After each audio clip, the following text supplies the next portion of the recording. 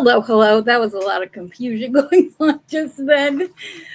Just to realize that I was already live. So I probably should have been playing around with the picture, but that's okay. Here we are.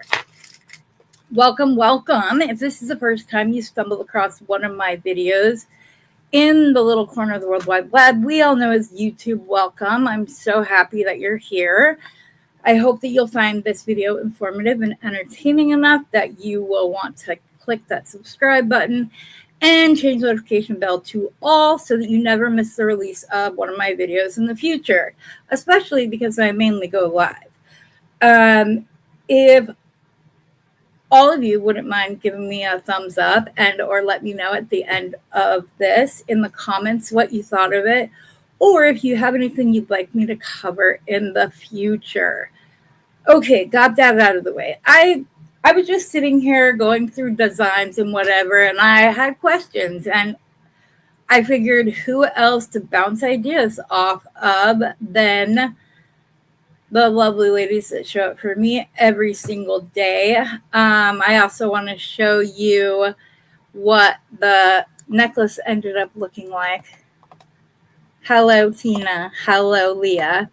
So I couldn't get a good picture. I'm kind of weird about that, but yeah. Hi, Valerie. So let me get this all the way it's supposed to look. And then I will show you how it turned out. Okay. Well, I should just show it this way. Okay. So there it is. This was not on the hook like it should have been. But I went ahead and I added some bone seed beads. I'll show you down on the mat in a second. That's not very good. Okay, so I went ahead and added some of the bone beads. Oh goodness, where's my remote control? Why is my one light so bright? How did that happen? I don't know, but it is very bright. I apologize. I hope you're going to be able to see. Probably not. I went ahead and I added in the bone bead in between the two copper ones right here. That's a little bit. It's just like that one is just a little bit too bright, I think. I need to find the remote to that. Sorry. Anyways, let's get back to this. So I went ahead and I used one of the little turbine beads down here and took it into the flower bone bead. And then when I got up, well, when I ran out of the turbine beads, or what I thought was out of them, I went ahead and I macrameed some 1-inch leather just using the half hitch knot and not because I didn't go back and forth. It spiraled, which I thought mimicked this little, the little turbine beads that I love so much because it's all twisty. And then I made it adjustable, and I did put some copper wire and did that as a little tube, but I put a little swirl at the end. So, just as extra little touches that people like. And then I did a double wrap barrel knot at the end of the bone bead up above them. And then I made a pair of earrings, which I really like what I managed to do with this. I'll show you in a second. Ugh. So here they are. Oh, I'm in the wrong spot. Here they are. But this is the soft flex. So, and then that was the copper bead. And I was actually able to get it in the crimp, just that in the crimper without it damaging this part up here. So I didn't have to have my crimper all the way inside there. It just worked. So I did find a few more of those blue beads that I might use in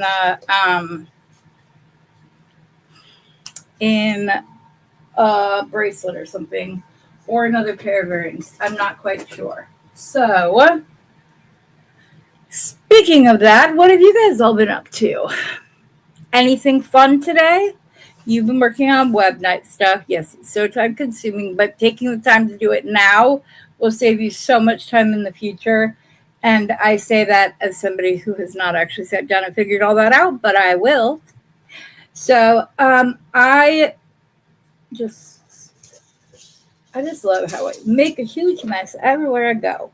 The other thing I was doing today was that I was twisting wire.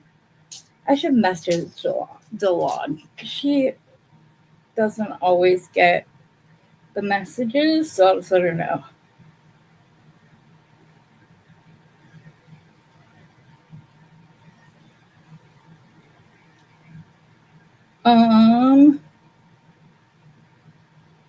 I'll just let her know.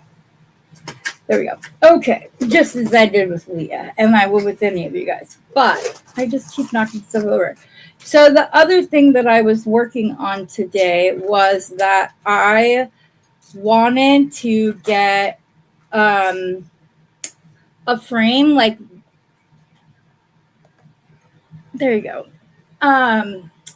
Do something like this again, but I wanted it to be a little bit wider and like a little more textured because I am eventually that's okay, Leah, because I told Steve, hey, can you let the housekeeper know that she didn't empty my garbage today? That's because he's the housekeeper, so that's why it's in. He was like, sure, I'll leave the note. I want to do this still. But I want it to, because if we look at it from the back, there's still like space right there. And I kind of want it to go out a little bit so that I can then run wire and put some kind of a design for the front of the bead. Hi, Brandy. And so I was twisting up wire. I first did 39 strand and then did that with 24 strand or 34 gauge and then put that with 24 gauge. But there was a lot of burrs from the strand of the 34 gauge twist. It was burring. Now, when I went in and set my twist, which I do, and I can show you if you like. It did get rid of a lot of those, but then when I went to twist this with 16 gauge wire, it created so many more burrs. I still managed to get a little pendant piece out of that, but I still have some of this left. But then I kind of plan on mixing antique copper and antique bronze kind of like simultaneously. So I went ahead and I created this. I took 2 strands of antique bronze wire. I twisted those, and then I twisted that with some 16 gauge wire. Then I set my twist, which I do that on my bench block with the nylon hammer side or the nylon thing. I can't talk, sorry. Steve's gonna get me a leather mallet, but right now I use this nylon head on my hammer. And so what I mean by that is I literally just take the wire and tap. And all that does is settle, and I kind of roll it back and forth, back and forth. It's a lot like when you're using chip beads and you need to kind of like roll them around, or when you're working with leather and it's flattened itself or whatever else. That's basically all I'm doing right here. And this did help with the burrs on the other twisted wire that I did. But I just wasn't, I mean, like I could rub my hands over it and I didn't feel a whole heck of a lot, but I just wasn't happy when I was done flattening it. It didn't look good, but I really like this. And then when I go and I flatten that, what happens is I get itty bitty little holes right there, all the way down. And it looks like a vine, which I thought was very appropriate considering we're in the rainforest, the Rainforest Relics box. So I thought this was perfect. And then I just really like that I have these holes. Then I can set it both in the front or in the back of any piece. I'm not going to do that with this one tonight because I found some. Where did you put them, Heather?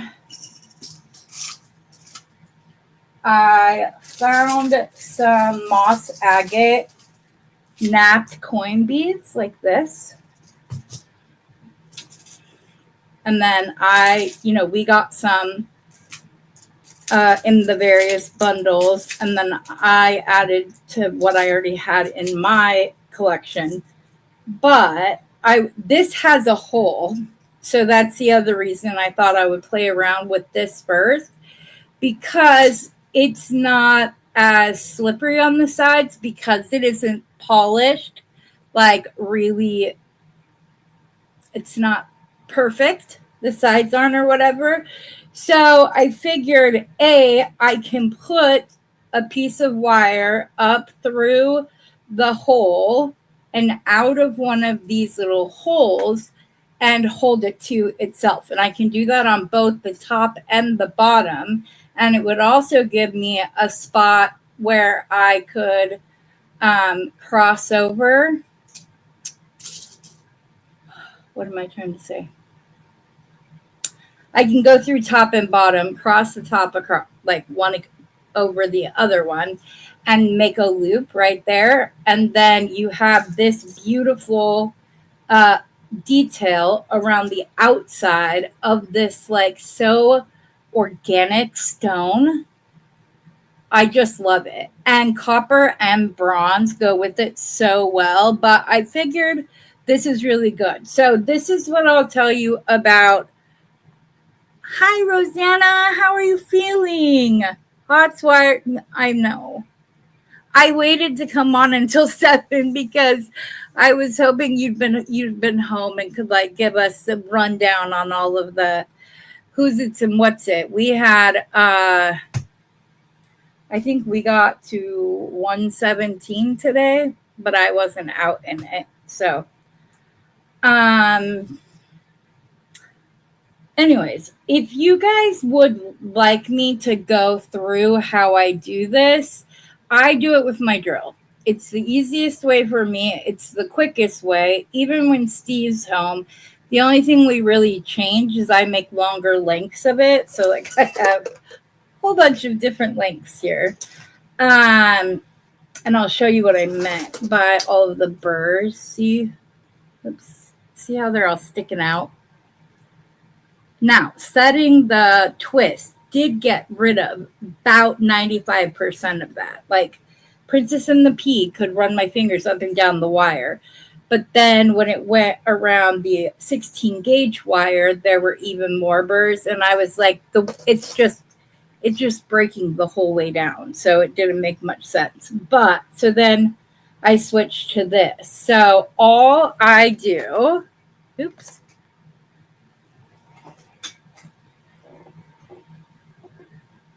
is I use, why am I not so, I use this drill. And it has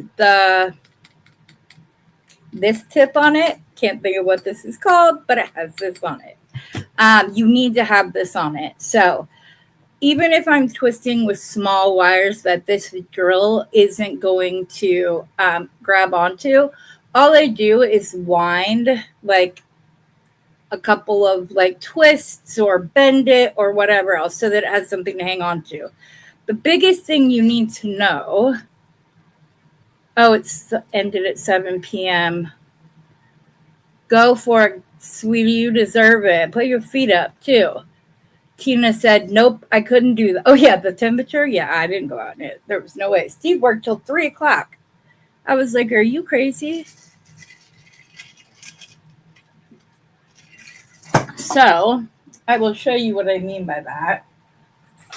I'll just do like a small little, I'll do with some cheap wire. Let's just call it that, okay?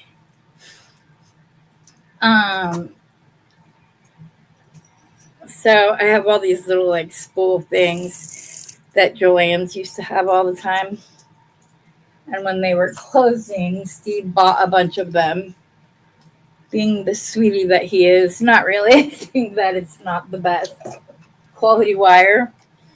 But it comes in handy every once in a while. This antique copper is different than like actual antique copper. So I have a piece of wire and I folded it in half. So I have a loop on this side. Then, let me take you down to the mat so you can see what I'm doing. Then I bring this down and I use one of the many tools I already put away. I take like flat nose and I'll bend it back, and then maybe I'll do it a second time with both of them. Just like that. Just so there's like a little knob for it to hold on to. Now, when you get ready to put the wire in, the most important part that you need to know is that you need to keep that wire centered. The last thing you want to do is get part of it trapped in one of the time here, because it's going to break like in no time flat. 103 where Delon is. Oh my goodness. You were gifted a bunch of those in a lot of colors. They're not bad wire. It's just not the wire I grabbed you. But when I'm twisting wire, it absolutely is. So when you go to put your wire in, you just need to make sure. I'm going to try to do this under the camera. Wrong way. And I'm going to look at the camera. There we go. And you're just going to go, and as soon as the tines get close enough that you know that glob of wire is going to get caught in it, you still want to hold it, and then you just twist it as tight as, oh, are you kidding me, Pixie? Pixie wanted the wire, apparently. Oh, I got it caught in the time on the other side. Hold on. I did not see it do that. Sorry, I was under camera and I had an angle, so it's not easy to make sure that your wire is in the center. Now, Steve knows how to do this some way where he just pushes a button and that tightens up. I haven't figured that part out, and I'm okay with that. So then I have my big loop here, right? I go through with my hand and I make this as smooth as possible, because the last thing that you want to do is finish this all up, start twisting, and you get a bubble in the middle, which is going to throw off your entire twist. Can you keep twisting? Yes, you can. Your canvas are ripe. Oh, goodness. Did you even have a fan on there? I couldn't imagine doing it. There's a place here that I'm going to go and talk to about. They have like little booths, and you can go and like put stuff in, and they get a cut of whatever you sell. But the more sales you get, the better spots you get, stuff like that. But they're like little, like if you were building a house and you were making like little cubbies, what is that called? The mudroom with like and then each kid has a backpack area. It's kind of like that. So yes, they're really close to you. They probably blocked it from you. They took up the canopy. Somebody was watching over you today, that's for sure. Well, we had the antique bronze I used in the pretty twist was the bronze wire from that. So I used that. I'll show you one. Oh, you already saw it. Duh. So I used that to begin with to see what I like. This is also my tester wire. So you had your double staked and wait, that's good. All of these are mental notes in my head. I hope all of you guys are taking mental notes as well. Okay, we need to be double staked and weighted. Got it. Like with the sandpaper little thingamabobbers, we can do that. Not sandpaper, sandbags. All right. Steve, if you're watching, I hope you're taking notes. My Steve, not her Steve. He obviously knows how to set up. Anyways, though, as I said, you want to smooth this out as far as you can get. And then you have two options of how you keep this. You can grab one of your pliers. Don't try to hold the end of it. Stick it in the middle of it, right at the bend, and hold it that way. Or what I like to do is I will grab like a 3-inch piece of 18 or 16 gauge wire. Griff is whining because one of my females in heat and he's not allowed to get to her. So that's what that pathetic little whining is all about. But yes. Anyway, so like this is 26 gauge or 16 gauge wire. That is not easy for my poor fingers to work with. But and then I just pull this and I provide just a little bit of tension. And I do that so that these don't bubble at all, even when you start up. And then you just start drilling.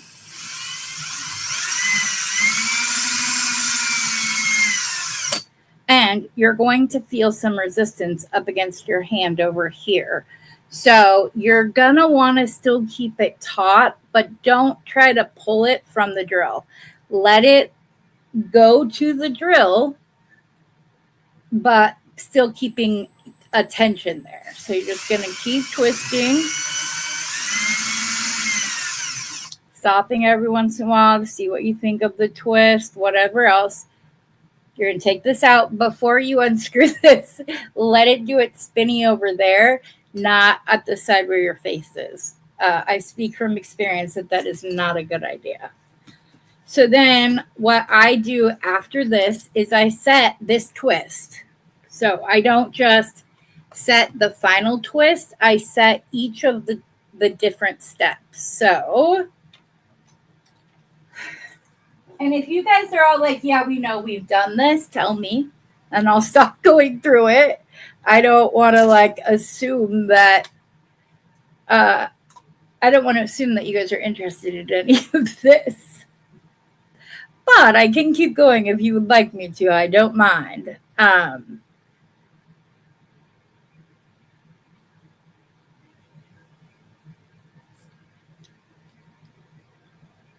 Okay, I'll keep going. And you can do that with the little hand rotary tools. You can have the wire inside that specific right here. And you can do it the same thing with your rotary tool. The drill is just higher powered and goes a lot faster is all, but like I said, I set each, okay, Dylan's like, please, I'll keep going. Okay, so I have my twist here and I'm just going to, and I'm trying to move it. And you want to hold the back of your hammer, not the front of it. I hold it like this. That makes sure that your hand isn't going to get sore from banging on it like that. but it also helps distribute the weight of each of the strikes up against the bench block. And you're just going to go all the way down, just kind of rolling it back and forth.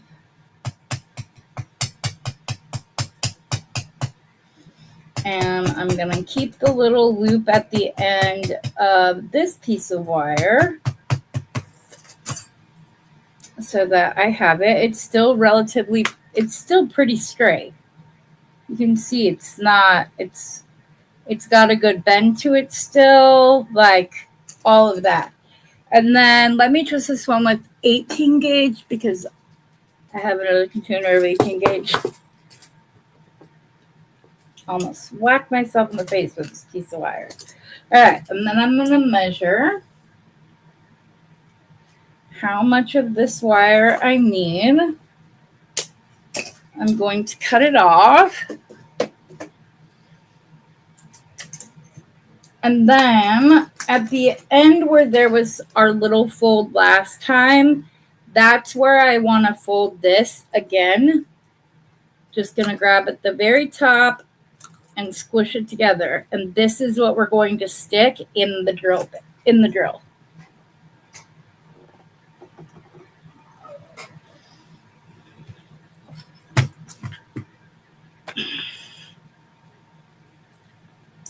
It was easier to see when it was up here.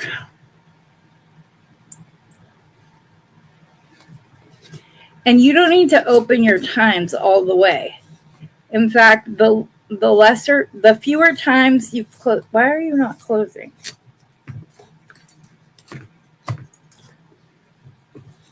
Uh-oh, did I break something? No, I was twisting the wrong way. Okay, I didn't break it.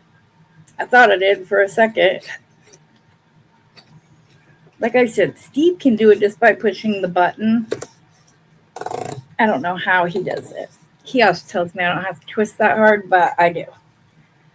Okay, so then we have the other end of wire. And we want to make sure that we pull this down and feel where that hits. And I've got the little loop right there. This is where it hits. Oops, wrong tool. So I'm just going to grab my round nose pliers. And I'm going to twist this until it gets to the length of the other wire and I have someplace to put my wire in for while it's twisting. So then I'll just stick my wire through the ends of both the loops.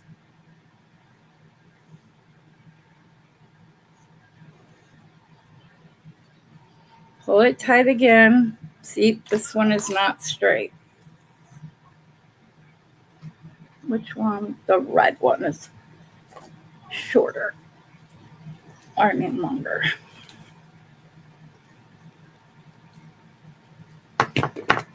Let's try that again. And it's a lot of trial and error. There we go. Now when I hold it taut, it's together. And then you're just going to twist again. And this is where you're going to want to stop more often and take a look at your twist. So this is what we've got right here. I could twist it smaller and then the copper wire wouldn't look as long and it almost starts striping it. This is actually a very nice twist. I might go just a little smidge longer. Yeah, that's more than enough. I don't want it any smaller than that. And then you just undo it from the drill.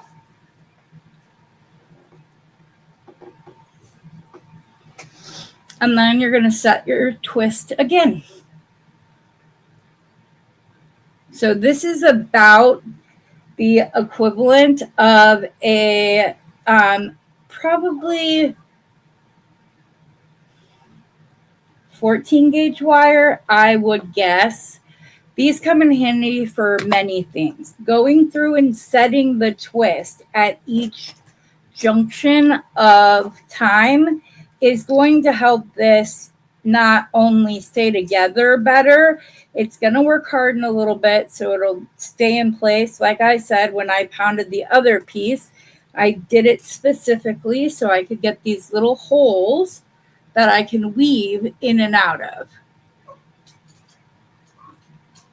And I start with the nylon jaw plier. If you start hammering metal to metal, you're going to get some funky flat pieces that don't look good, kind of split apart from themselves. That one, I twisted it as far as I wanted to. Had I kept twisting it when I hammered it, it would not have had any holes because it would have been a tighter twist. But I wanted to create those little gaps. That was intentional. But yeah, you could. Like I said, you guys can literally do it with this. And you can do shorter lengths like this. This is probably 16 inches of wire here. Once I cut off both ends, I'll probably have about 15 inches of usable twisted wire. And you can use these for many things. Once you twist them, you can do like what I'm doing. And I'm like going through. You could hammer it out flat and twist it like this. And yes, glue a stone to it. There are so many. You can make really cool jump rings. You can make really cool chain pieces by doing something as simple as a figure 8, or like the little like closure that I do, where one side is wrapped and the other is a simple loop. You can make those. You can make chains. You can just turn these in to rings of different sizes and then use that to make some chain. And it adds so much. Like literally, this just looks like patinaed copper and then it's there. Whereas this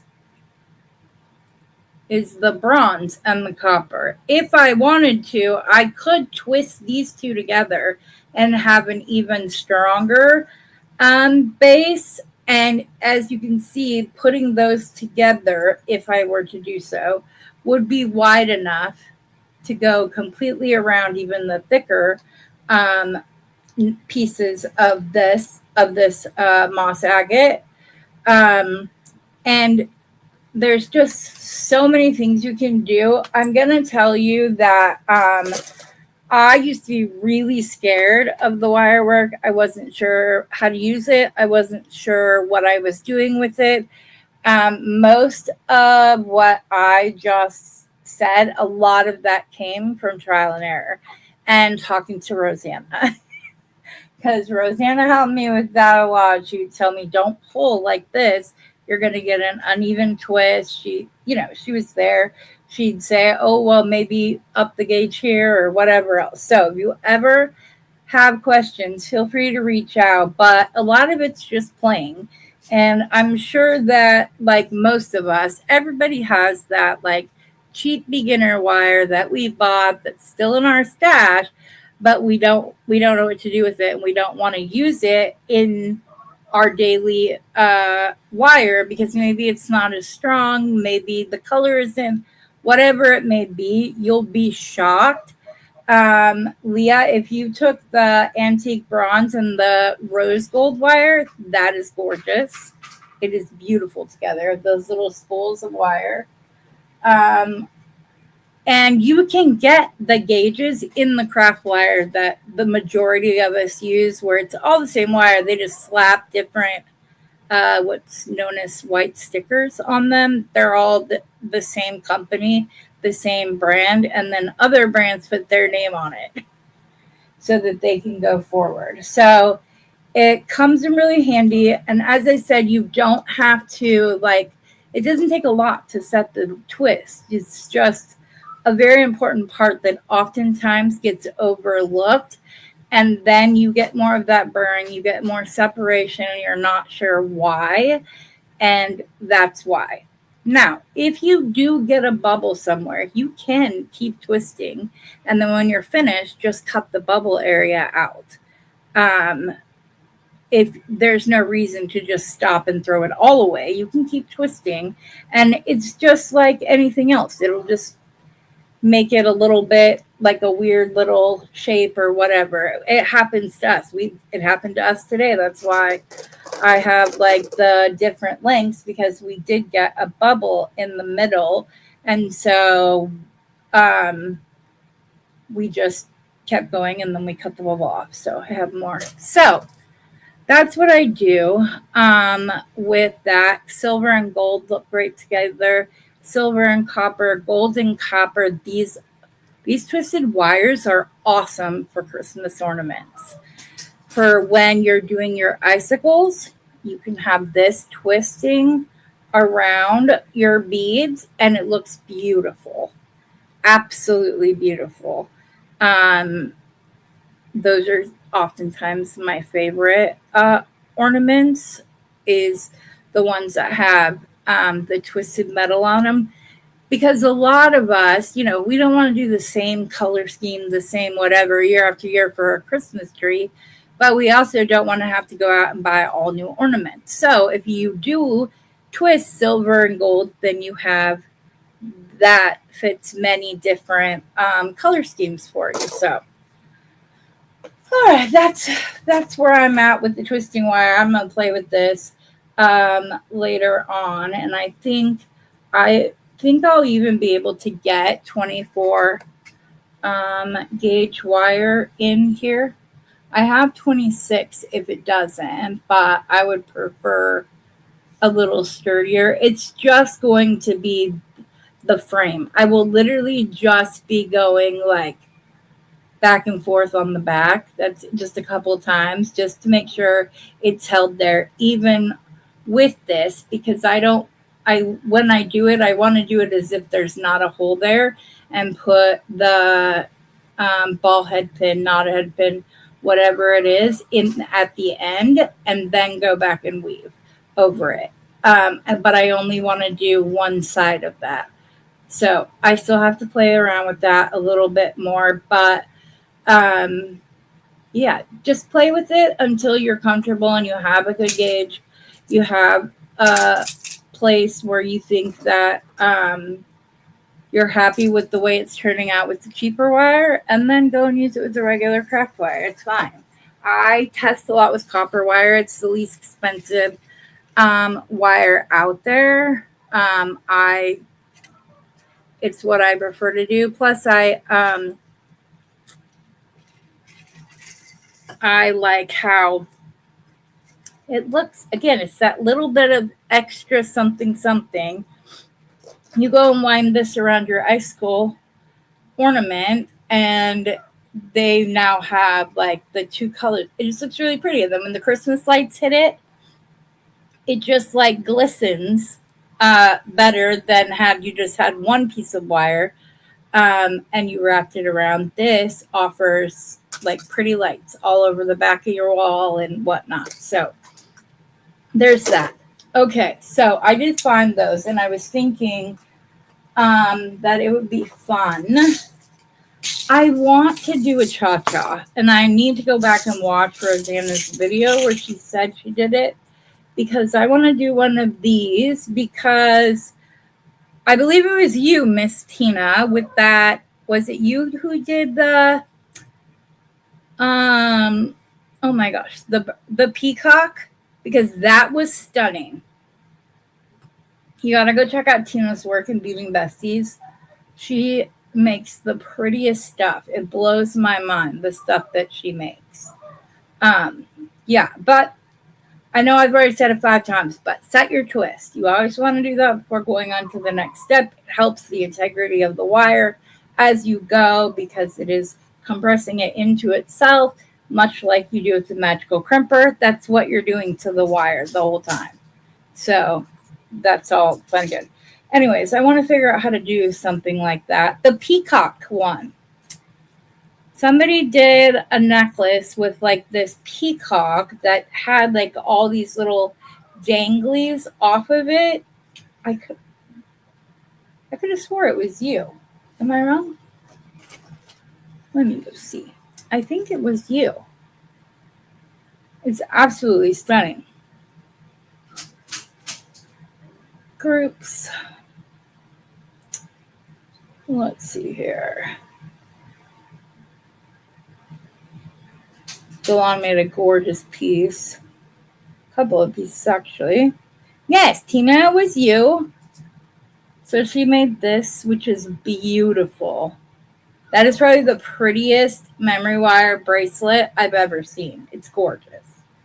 I love this one. It's just so bright and playful and fun. This one, look at that. Is that not beautiful? I just think it's so pretty. So, yes. Yes, it was you, miss. And this, like, wrap bracelet with these earrings, you've got some skills, lady. I don't ever want to hear that you need my help. If anything, I need to bring you on so that you can teach us some more. Anyway, so I want to play around with this. Probably will do so. I have to change out the jump rings because they're not an antique copper or antique bronze. But I figured that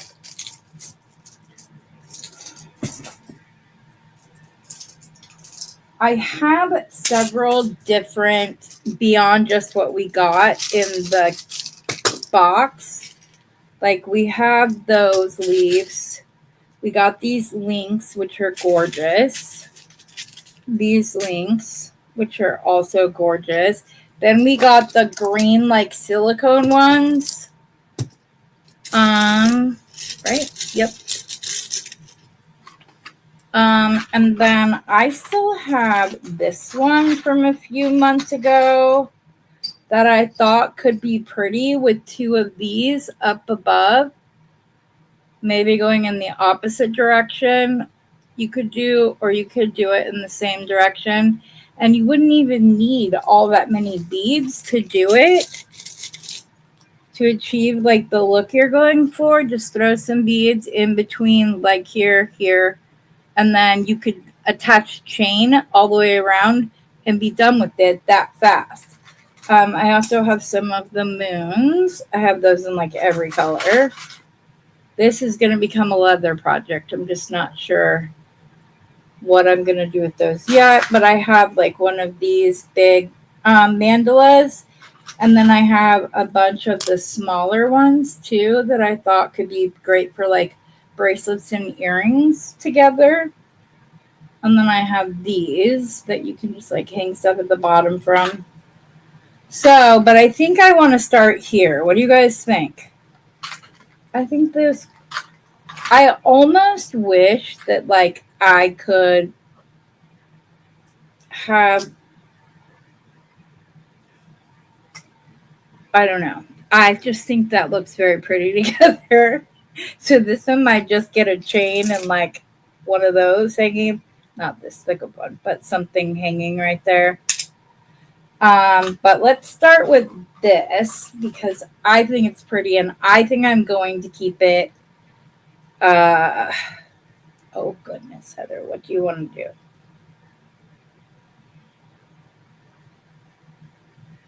Either way is fine, but I will probably keep it going in the same direction. I loved this pendant because it's totally double-sided. You could go with this if you wanted like a more depressed look, and I don't mean like mental health wise. I just mean like simpler. Or you have this side, and I love that this is like this reminded me of when you're kids and you put leaves underneath paper and like go over it with crayon. That's kind of what like the texture on this side reminds me of. But I like that there's a little leaf on both sides right under the bail. So I really like that one. Think of like a theme of your cha-cha. Oh, you're so sweet, Tina. I appreciate you. Honey, I'm sorry you're not feeling good, Brandy. Please go get some sleep. I hope you're able to. We can talk tomorrow, hon. So I think that I'm kind of wanting to do this. So I have those. I believe I got these either in the Christmas box from Randy or someplace else. And then I have some did we get some this month too? And I'm just not remembering it. Because we could do those. We could bring in the Z beads, which I have in a couple of colors, or we go with the orange and green, or just the orange. Maybe we just go like this color palette. I want to do something with this as well, but let's start with this because the orange, as soon as I opened it, is speaking to me.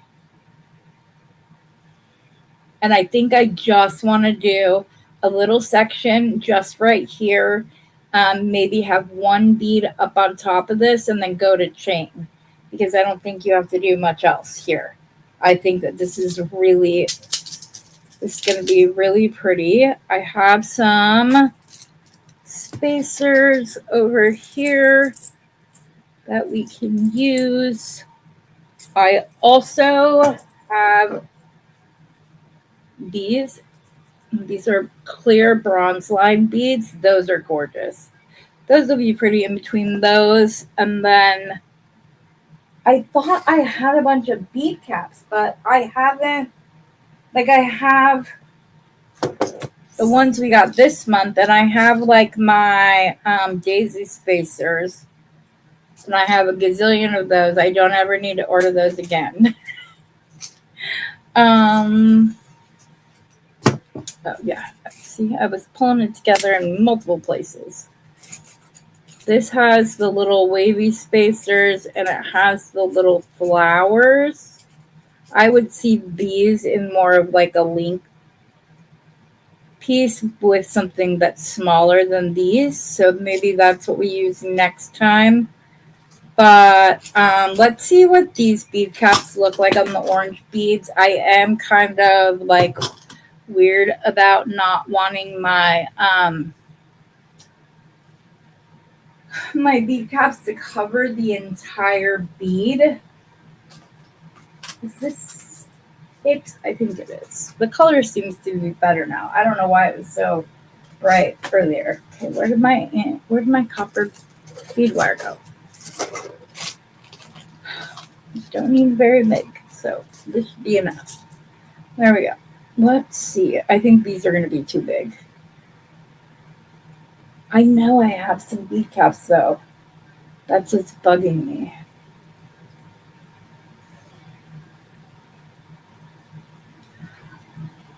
I would be okay with this if we color blocked it.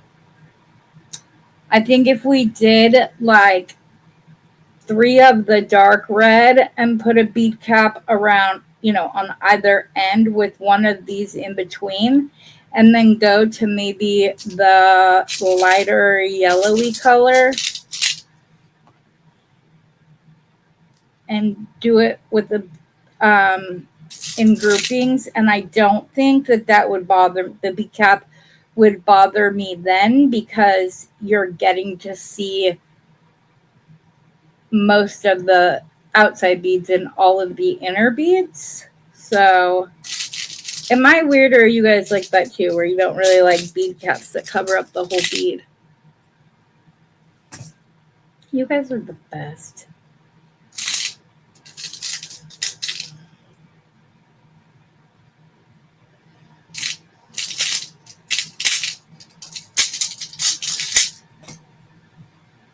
Oh, I have faceted ones in here.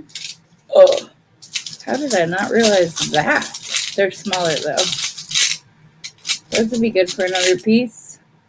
I'm just trying to find like enough for both sides of the necklace in the same like color palette. This is more of that orangey.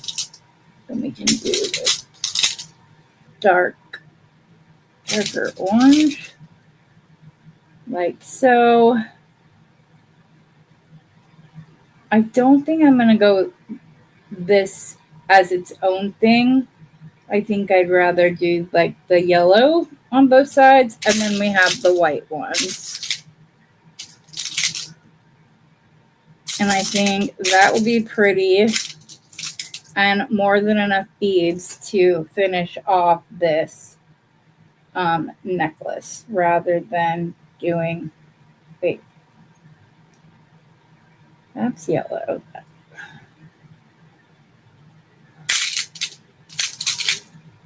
That's faceted. This side just looks more yellow. That's a faceted one.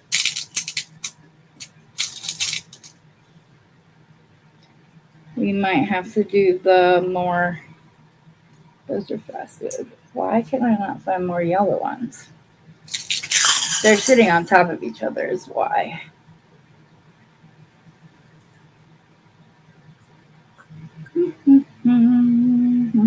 Okay, so there's 3 yellow for that side. There was 3 yellows over here till I dumped this out. These are faceted.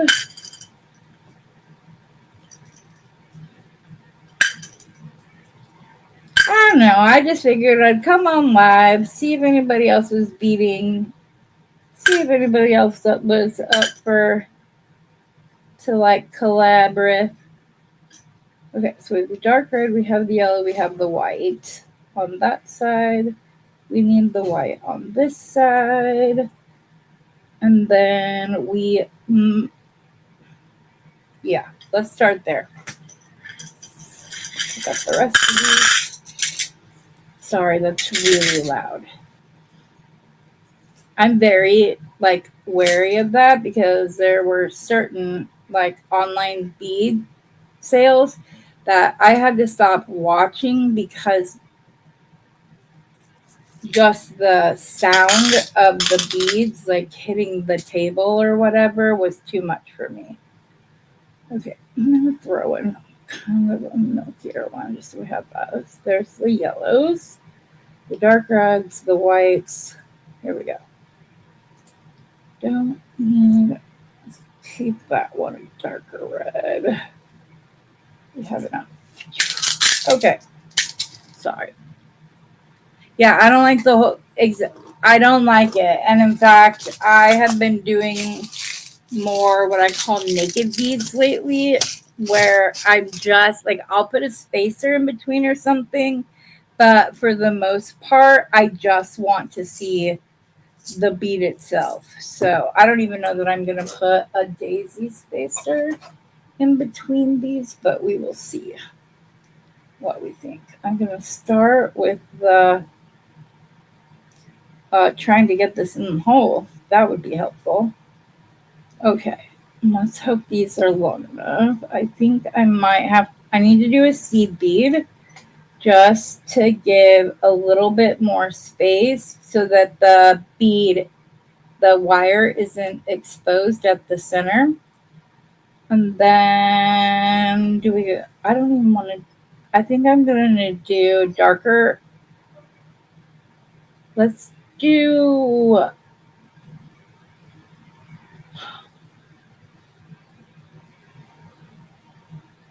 should we do orange, white, yellow, or should we taper the color down?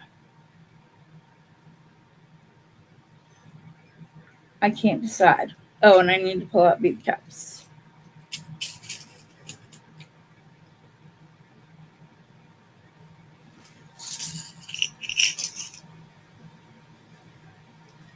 So I'll need 1, 2, 3, 6. This will use all my bead cups, I think, which is totally fine. You like the orange a lot? Yeah, it's so pretty. I love that color scheme. Okay. I don't know that I'm going to put a wavy spacer in between them, but I'm going to section them out. I do have this really pretty chain that we can use, which will help like make this look more natural. I think I want to do the muted tone a little bit further down, then the white, and then put the brightest bead up against their face, like, if that makes sense. So, do I want it like this? Is it going to hit?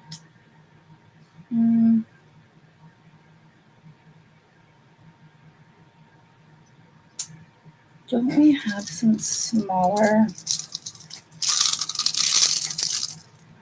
There were other orange beads in this box. Or in this collection this month. What did I do with them? Orange, orange, orange, orange, orange.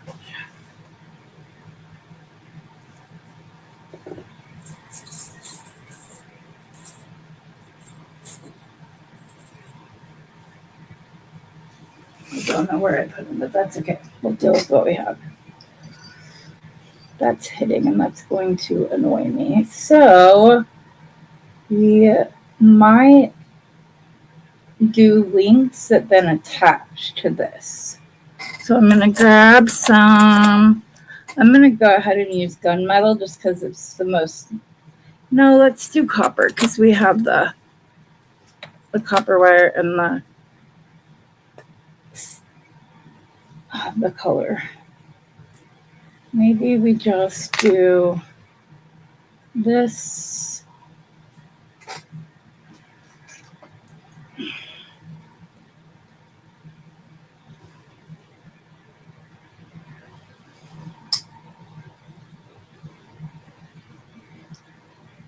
I need to attach one of the other leaves.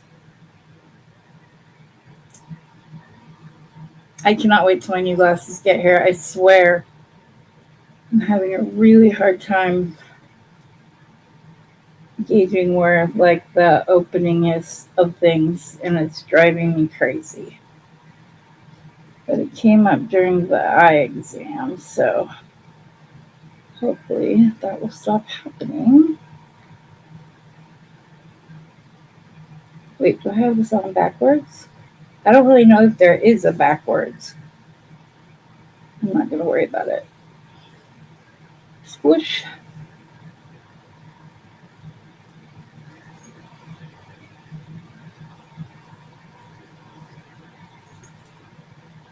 Okay, go ahead and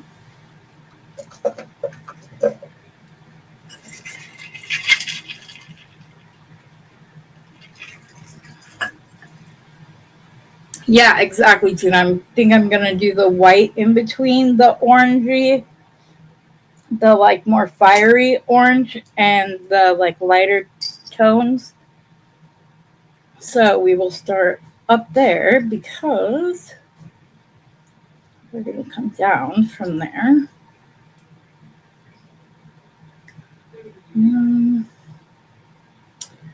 I don't think I do want to. I think I just want the colors.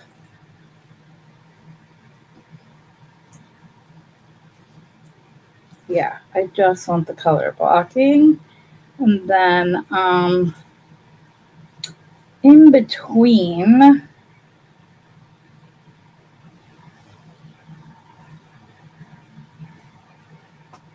we could just do a really simple seed bead and then go on to the next color, which we're going to do white next.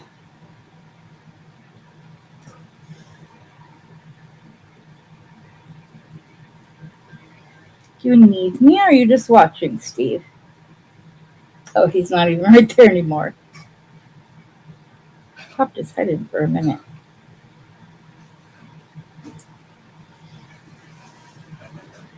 Do you think there needs to be something more substantial, or just that's good? Like, that's the only spot I'm wondering about is right here. I don't know that this seed bead is enough to anchor that in between. I could just put 3 daisy spacers instead. Those are a little bit bigger. Sorry.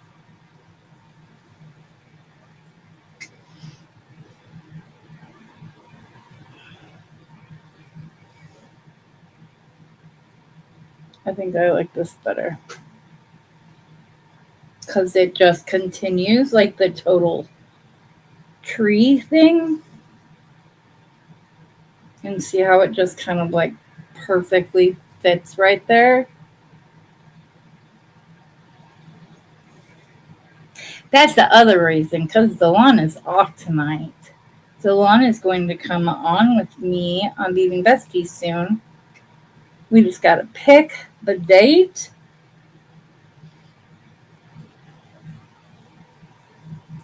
She's one of the sweetest people that I've met through this.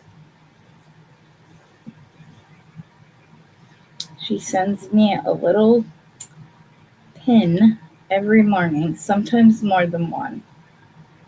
And I often wake up to it, and it's like the best start to my day. I just love it.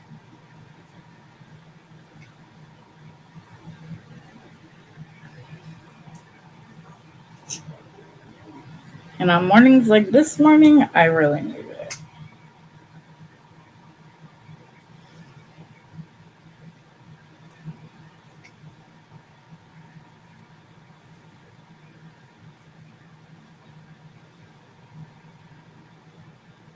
I think I might do like a color drop of these three that kind of match that same thing for above the leaf.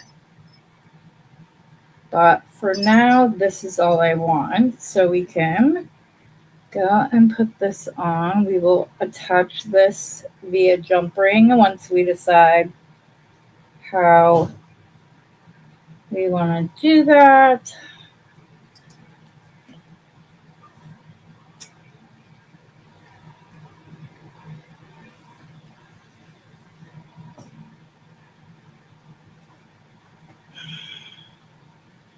There's still fluidity. Squish. Hey, you. Yes, did I miss? I've got your show on, but I'm falling asleep. All right, I love you. I love you too. Are you okay? Yeah. I'll see you in the morning. All right, sounds good. Love you. Okay, thank you. Okay, and I think this might even be a long enough scarf to use for the other side. Yeah, I really like that. A lot. Okay, cool. I didn't get out enough spacers, but I asked them to put more.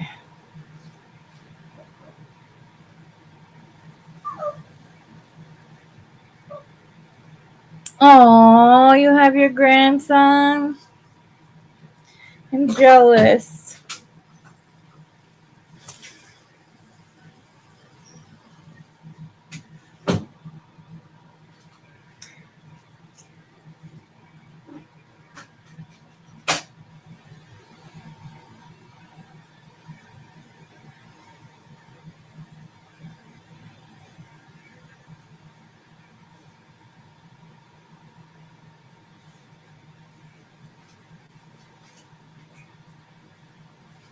Thank you, Leah. I just love this whole color palette that they gave us. And I know like the main thing is the Kambaba Jasper, but I've been drawn to the moss agate and the, I don't know if they're calling these carnelian or red agate. I don't know what the difference is, but that's just me. I don't understand why because carnelian is an agate. So, like, I don't know. It always confuses me. It has always confused me. Why there's like carnelian and red agate. But if you know why, please tell me. Like, in all sincerity, I would love to say. Oh, he wanted. What does he call you, Delon? because I'm Gigi.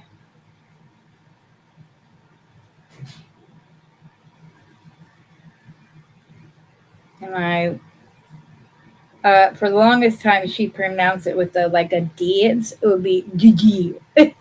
But lately, she's been saying it like Gigi just fine.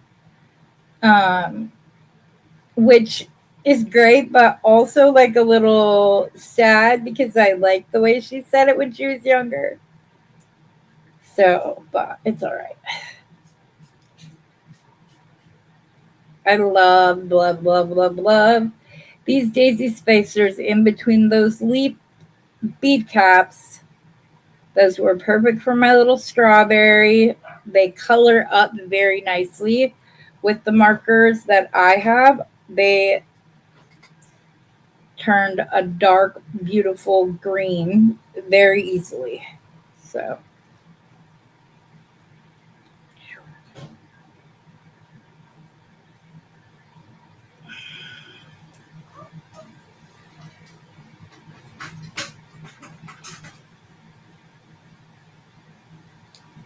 cup. He calls you Granny. Aww.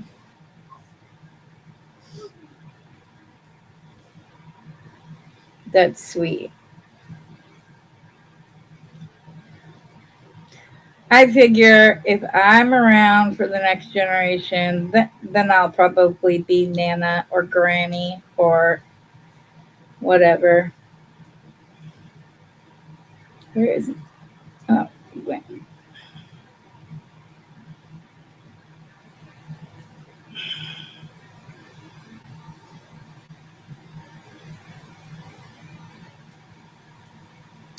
Okay, and crimp.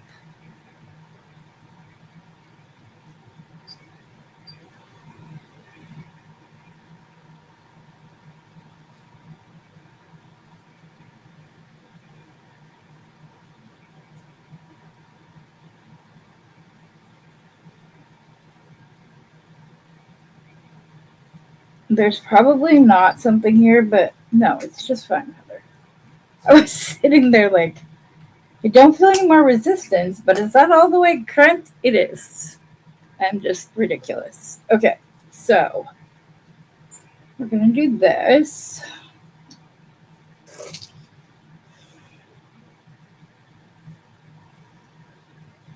Do I actually want a color there? Do we just like that?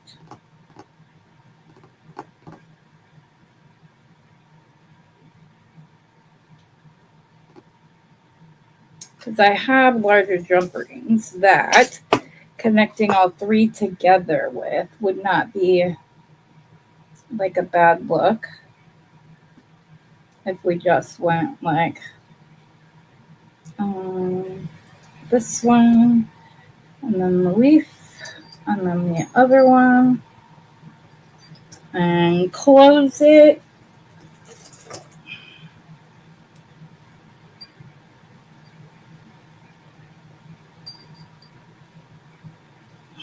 Let's see how that looks.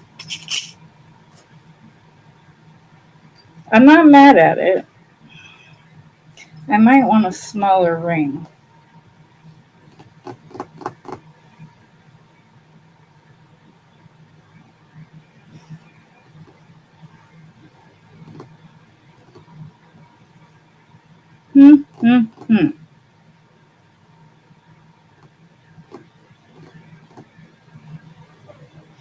So you can either do a color block. My only thing is I'm afraid these will not be up by the face or that this will land up on your shoulder, which could be uncomfortable. So I think it's probably good. Thank you. Yeah, if you have them on just one bead, they completely swamp over the top of it, and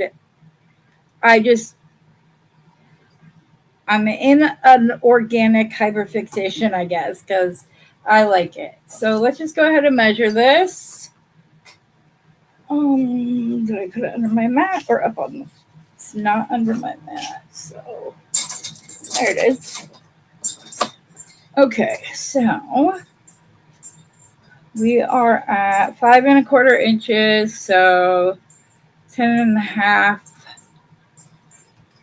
Do we use that big or do we use some of my smaller? I know I have smaller.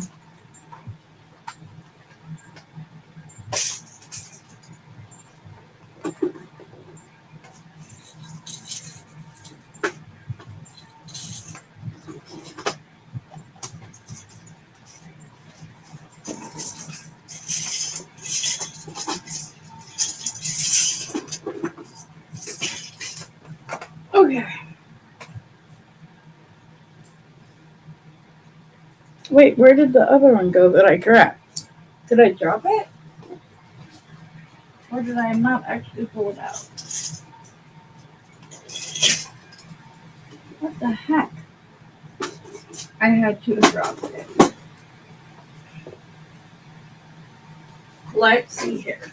Where did it go?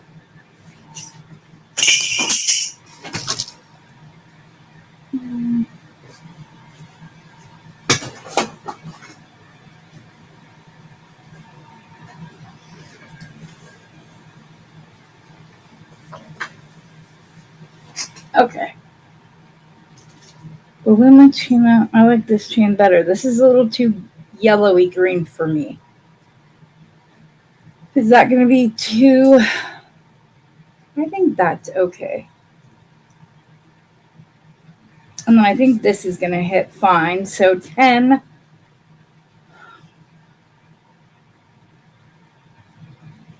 I just messed up my hair, but it's okay. I don't care. I hit where one of the bobby pins were. Okay, let's see here.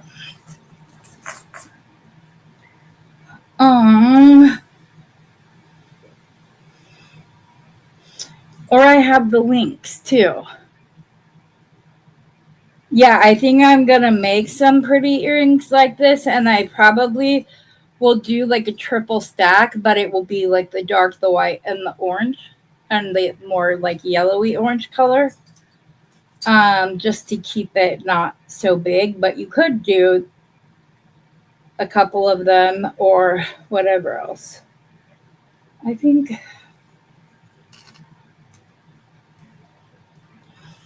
Okay.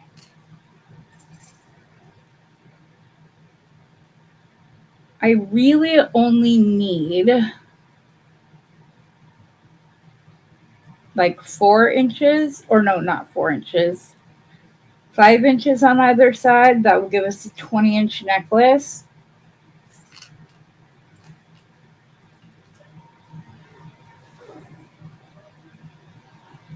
That actually is like the.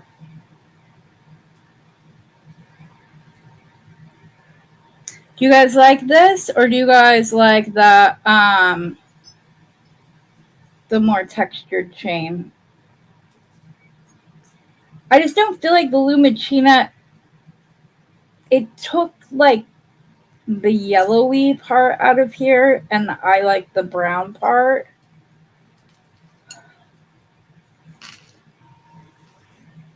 This is one of those situations where I've been hoarding this chain for the perfect project. And so I talked myself out of using it every single time I have it. You like the big links, yeah. Me too. That's going to be where we go. It just like hurts a little. That's all. Let me grab some of my other cutters. You know, the ones we already messed up. Ugh. Those are perfect for cutting chain. I want to find these little links that you like fold over, because this is essentially just closed jump rings. And I have so many links and like really big jump rings and stuff that I would love to be able to make chain out of. Man, these links are. Now that one opened off so nicely. Why did the other one have such an issue? Okay, so we have large. We're going to cut this one right there. And I'm going to connect to the clasp on the smaller loop. Or do I want the smaller loop above the leaf?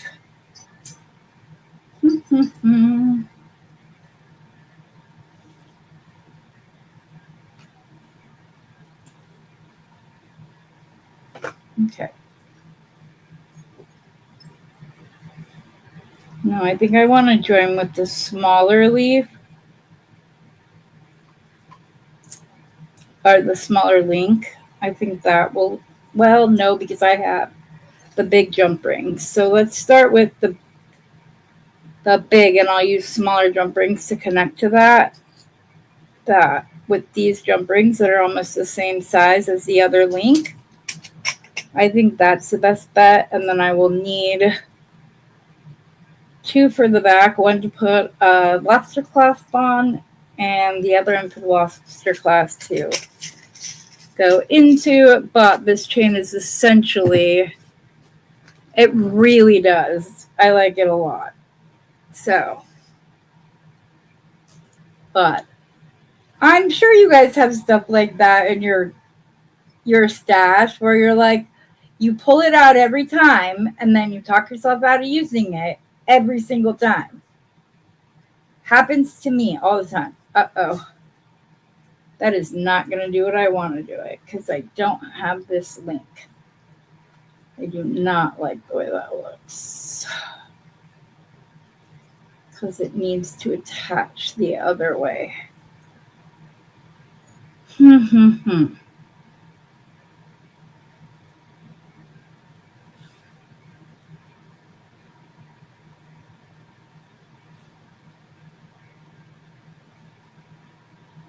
I can essentially do that with wire. It's not going to be the same, but it's basically just an oval jump ring that they then took and folded in on itself rather than leaving it. And I have, this is not my oval. I have this, so I can make this. Yeah, I know I'm cutting way too many, but I always do that. Just to make sure that I have them right. So we're just essentially going to be taking these oval jump rings.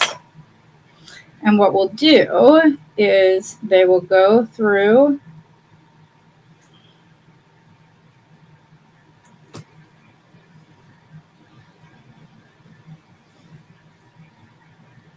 we'll open up here.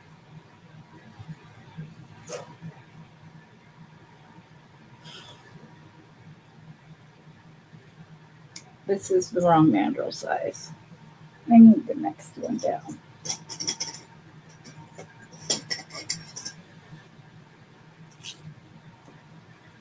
Let me see if this one is it.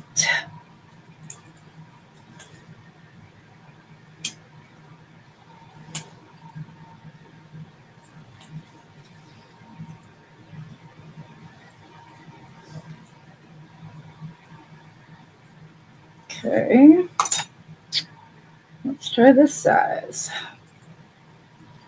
We are going to cut it in the center to take it off the spool.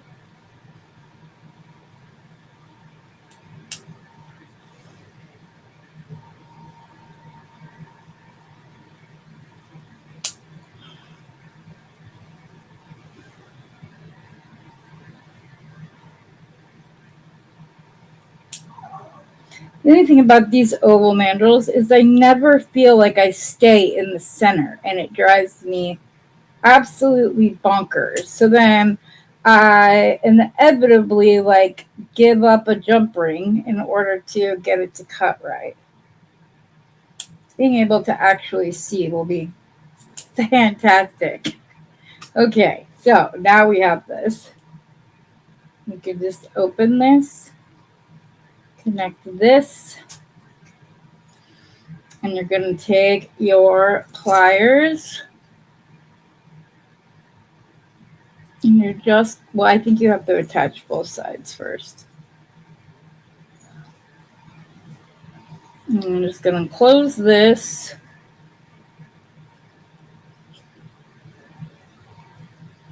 Like so. And then you're just going to take, probably crimpers would be the best tool for this.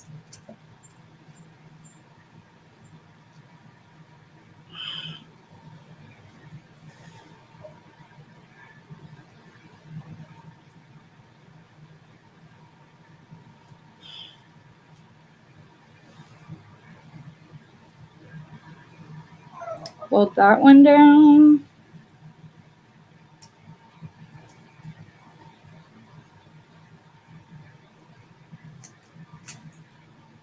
It's not going to be as pretty because this is just a homemade one, but it works. It has the same look. I just need to like center this up so that it's straighter.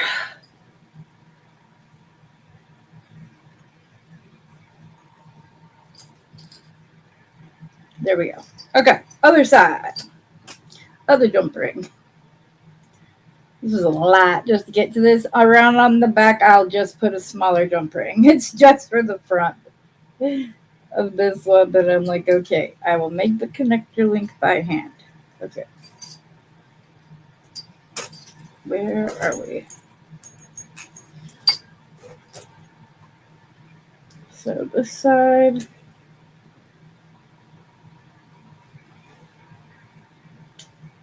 That's why I don't like those kind of pliers. That right there. That brand of pliers skips so much. I want to make sure I have my little connector going the right way. Okay. Wait, is that the right piece? Yes, I believe it is. Let's double check though. Yes, it is. Okay, put that on. Grab it. Close the little jump ring up. Come in with my crimpers. This isn't closed up straight and we need it to be.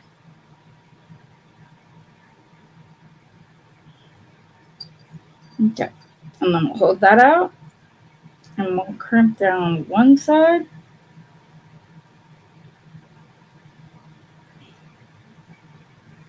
This is not for like the faint at heart, I guess. Or the person that has mini hand spasms all the time.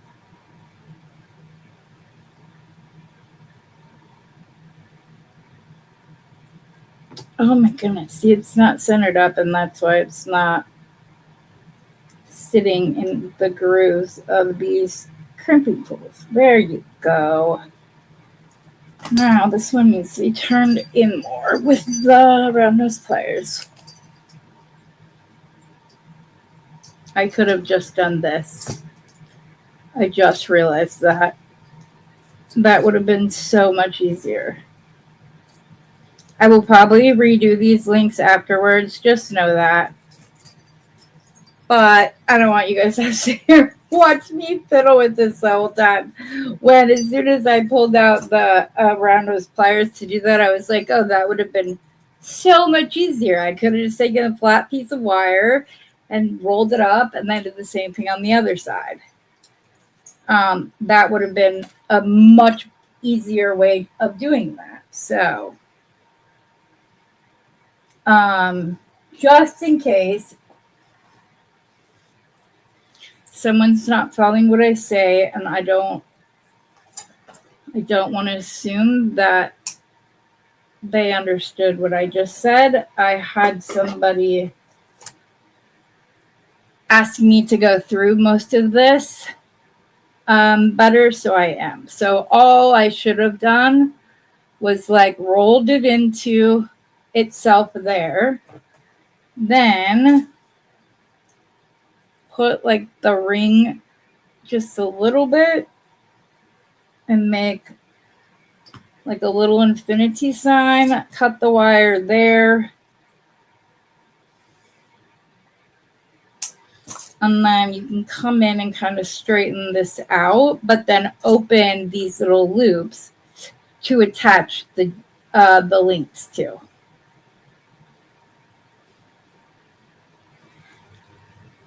Like so. This one I need to roll in better. But that's literally what I meant. You're going to make a little pretzel, and then when you're ready to open the one link, you're just going to do like you always do, which is to open it upwards like that, connect it, put it back down, do the other side. Okay, there. Somebody said sometimes I don't show that part. So I'm like, It has been so hot outside. I just like, I don't even know anymore. Okay. We've been on for an hour and a half. If you guys want me to keep creating, I will keep creating if you guys are just sitting at home. But if you guys are all ready for bed, that's perfectly understandable. It's 8:30 my time, which is Pacific Standard Time. So for Leah, it's 11:30. Not that that mattered while we talked last night when I was upset. So, just an FYI,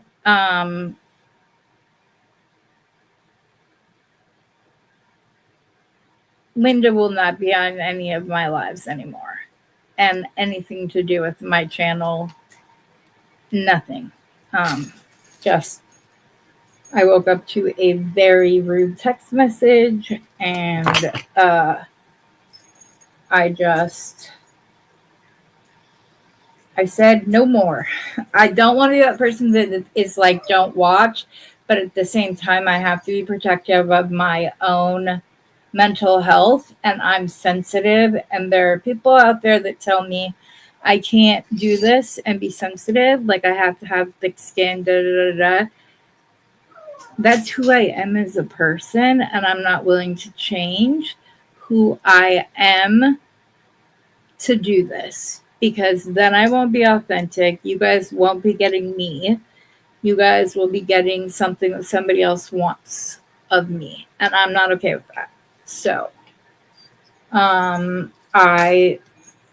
sure you guys have seen, like, it started with right before she moved, and I threw away all these pieces, and I did this. Oh, you would have been so upset. You would have seen how many pearls I threw away. Like, it was that. And then there was emails. It was like reading me in and then recasting out, and then I'm just done with it. And so for my own mental health, I have to be done with it. I have to. And I hope you guys, everybody understands that. It's just been too much for me over the last 8 months. And I had people along the way tell me to do this sooner, but I didn't. And I should have listened to them, because I feel so much like I didn't have to put my armor on to come online tonight, you know? So, there we are. Griff, please stop, Bubba. Okay, next up, what else do we have in here? Let's see. I'm not saying that you guys cannot go and watch. I'm not saying that you shouldn't go and watch her. I'm not saying any of that. This is just for me personally. I would never expect anybody else to follow suit, simply because that's what I needed for myself. So, Please, I am not a gatekeeper in any sense of the word. So, okay. I have this square kambaba. Oops, those aren't on the mat. I have this square kambaba that I've had for a very long time. I have this one, I have the horse eyes, and then of course I have the ones we got today. And if somebody, honestly, if somebody likes a rose over this and wants to swap, let me know. We will do that. Because I prefer this over the rose. It's pretty. So, but yes. Yeah, I know, Tina. That's the sad thing. I hope she doesn't. It was a lot of, oh, I don't give other people advice because they're not good enough for it, and da da da. It's just a whole lot of things that I don't buy into. So, we have that, or like we have this, and I'm not gonna lie. No, that takes up too much space. I was hoping it would be like smaller than this ring, and I could like put it right in the middle. I do have those, and then I have smaller mandalas that look just like that we could use. Or I have the Kambaba Jasper. I really like this apatite. I know it's not the blue that people are used to getting. I like it because I feel like it pulls out the blue in the Kambaba Jasper, which I never saw the blue until they did it with matte. I always just saw it as green and black. I never like looked in and saw all the blue within the pattern on the stones. They're all there. So I'm very happy that I now know that because it will be really fun to put things together. I also like it because I think it will go like with these really nicely in the center. But I've had this forever. Like so long. And I've told my hubby I'm going to make him something with it, and I haven't yet. And so, I don't know, maybe that's what we need to do because he's been a great help and he loves this stone. So I just have to decide how I want to like do a bail, or if I want to do like links with the appetite and the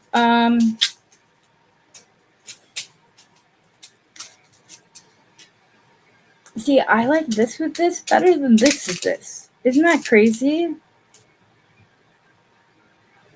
I also have the black.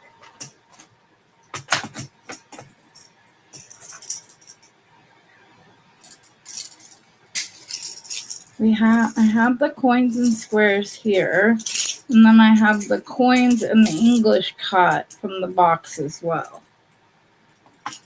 So maybe, where are the black beads? I just saw them. Oh, here they are. I have these, the herringbone ones.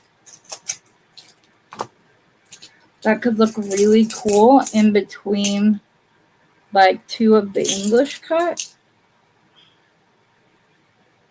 Like, I think that would be a really cool mix of shapes. So the only thing is do I go links or do I strand it? I really like that. I like those shapes together like that. I think that's really cool looking, actually. I really like that a lot. I don't think that the holes are big enough to go on leather, or that would be my first venture. Like, that would be the beginning. I could just put a black one on top of this and then do a bail that way.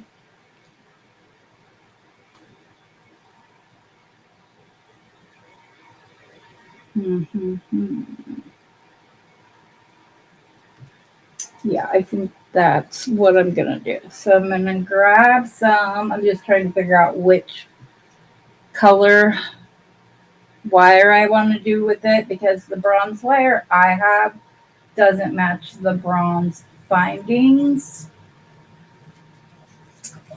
We'll just figure out which one matches the best. That one's not bad. Okay, so what I meant by just taking one of those beads and creating a bail out of it is, first of all, close this. So there's my elbow. It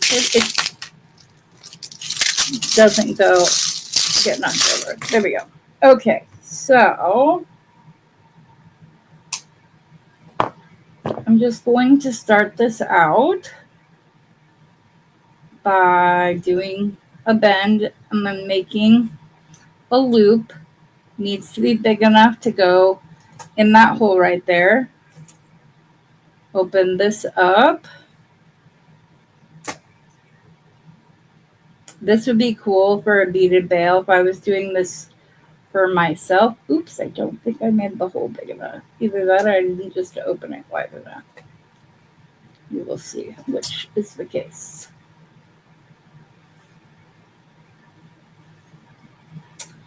I didn't make the loop big enough. Okay, that will get used for something else. Jump rings or something. Or figure eight links. I'm gonna grab my bail making pliers if I see them right here. Wrong blue handle. And that is mine. I'll just go further up on my regular round nose because I don't see where those are right now.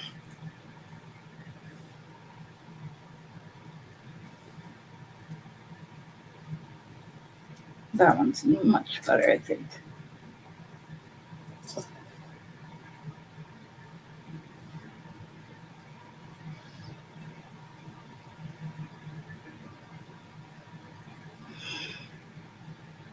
Oh, come on already. There. There we go. Okay. And I'm going to have to hold the wire on either side because there's nothing for my pliers to grab onto. I'm just going to take this around the one time that we need. Do we like this side better or this side better? I only need to know so I know how far wide this.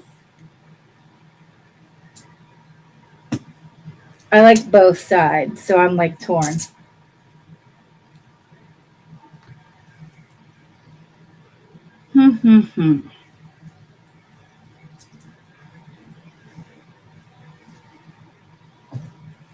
I think this is more his style. Hi, Georgia.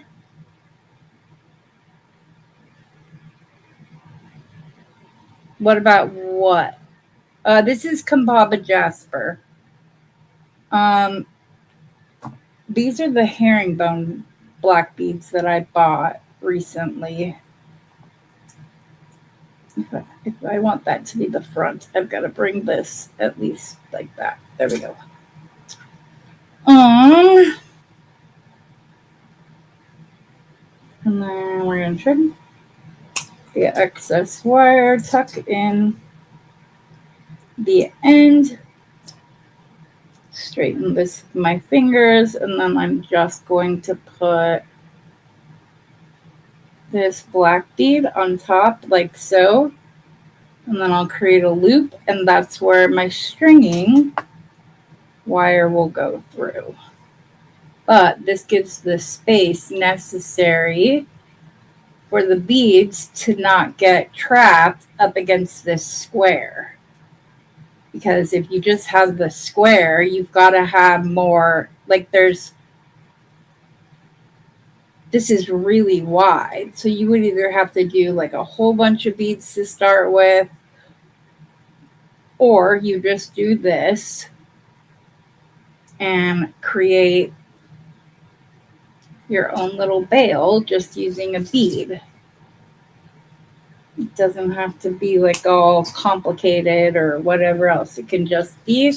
Now, if you're in the mood for complicated, by all means, go for it.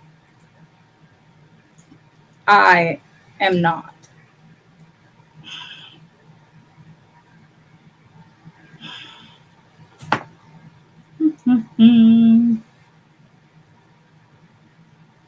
Hi, Sid. Hi, Georgia. I'm glad you guys joined in. That's great. We already made this necklace with the beads from Bargain Bead Box and Bead Box Bargains. And we just did a color blocked necklace with some of this link chains that I had from my stash. And now we're making this for my hubby.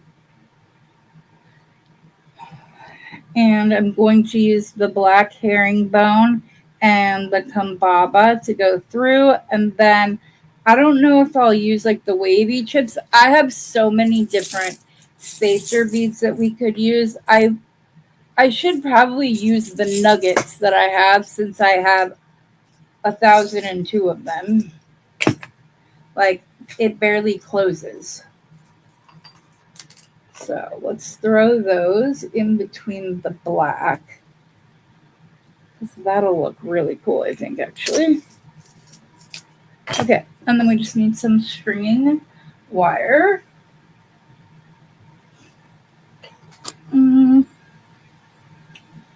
I have all the wire I would want to use out of my desk. I just don't see it. Oh, and this is how the second necklace from the other day turned out. See, it's just this board. My camera doesn't like this board. I just did the bone seed beads in between copper and the blue, and then turbine-like beads, and then I used 1 millimeter leather, and I just did a half hitch knot all the way up so that it turned to kind of mimic the turbine bead, and then I just put a little spacer so that it can be adjustable, and then those are the earrings I made. But that's the completed project from the other day. Okay.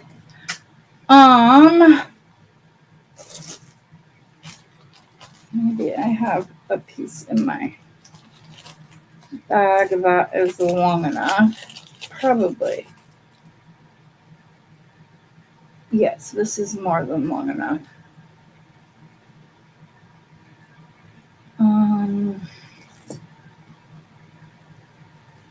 I want a shorter piece.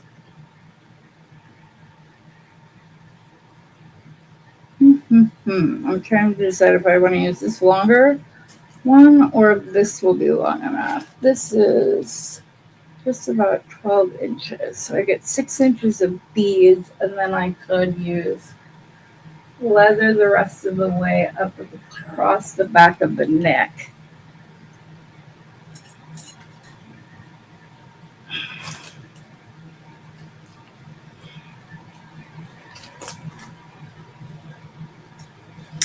We'll try it with this one. If all else fails, then I will restring it onto a longer piece.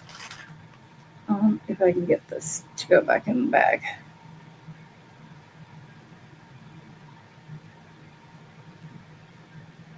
I keep my wire scraps. Even though I now don't have to use a helper strand, I still have them. All right, so I'm going to start on either side with one of the little nugget beads, just right up against the bail. And then I want to do the English cut, the herringbone, and the English cut. I just need to decide if I want to use the wavy spacers in between those.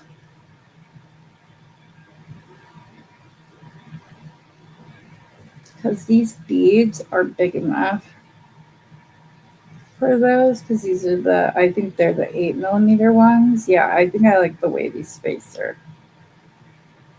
Is one enough? Yeah, I think that's fine. Well, there we go. We have our little nugget spacer.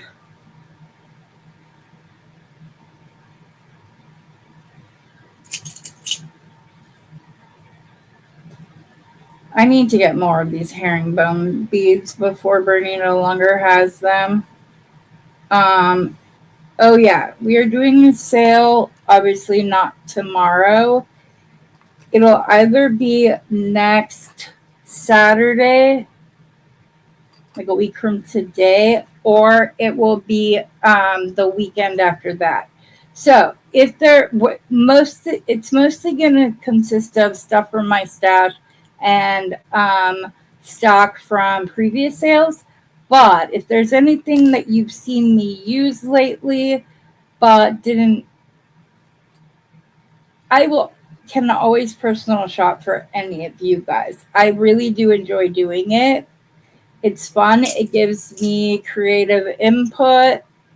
It makes me feel like I know what people are looking for from the sales, things like that. So, I wonder too.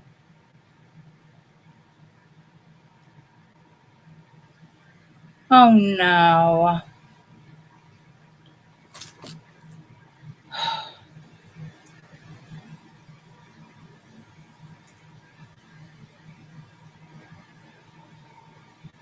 Okay, I think I might. I'm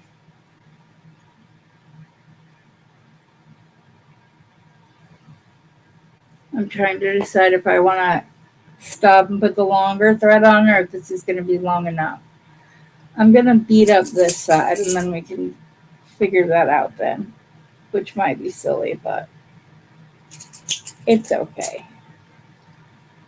It's all trial and error, and we all do this as we're beading projects.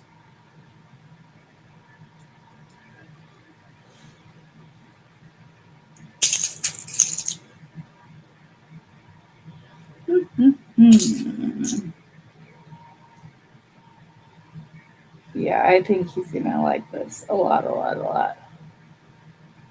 Aww.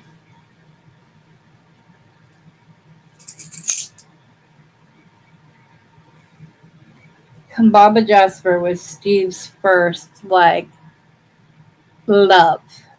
when it came to gemstones. He wanted everything Kambaba Jasper. All he wanted. It's the reason I have all the all of the different pendants and whatever else. It's because I would get them for him. But then he slowly branched out to other gemstones. So I haven't.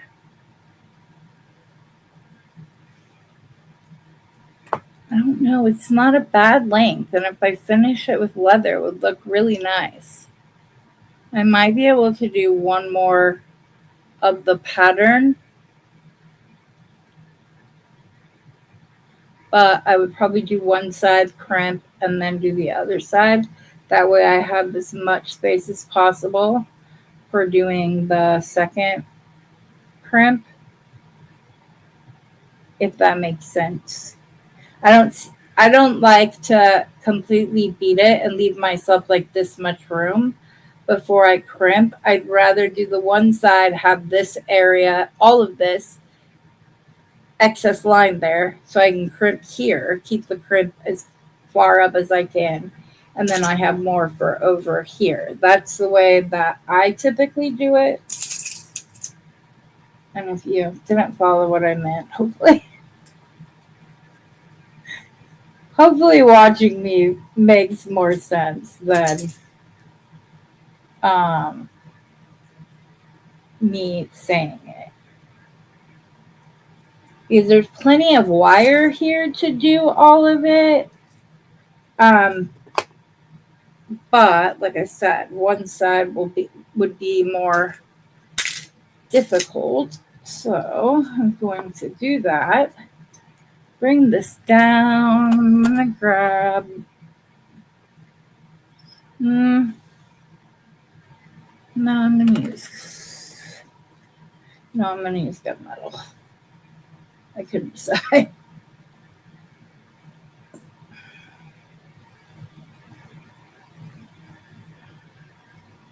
I'm surprised that they don't have an antique bronze print bead yet. Like that, I don't understand why that hasn't happened already.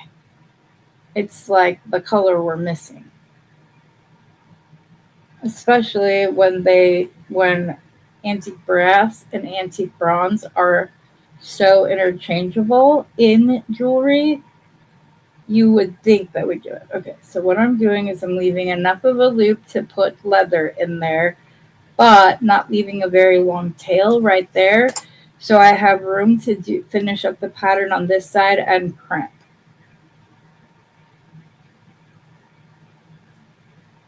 And then, you guys, these new crimps, these new pliers are so much. I'm sitting here doing it because I always say 2 squeezes aren't enough, but they are. And that blows my mind. I'm kind of tempted to reach out to Beadsmith and let them know that that this version of the crimper is so much better. So don't give it to somebody else to sell as a generic, like you sell it, so we can, because it's better. But I don't know. They might not care. I'm one person. So.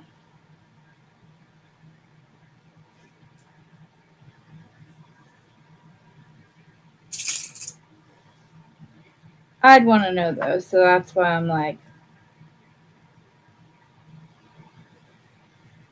aren't they so much better? All right, sweetie. Have a good night. I know you've got the show again tomorrow. I hope it's not. I hope tomorrow's a profitable day, but not as much heat.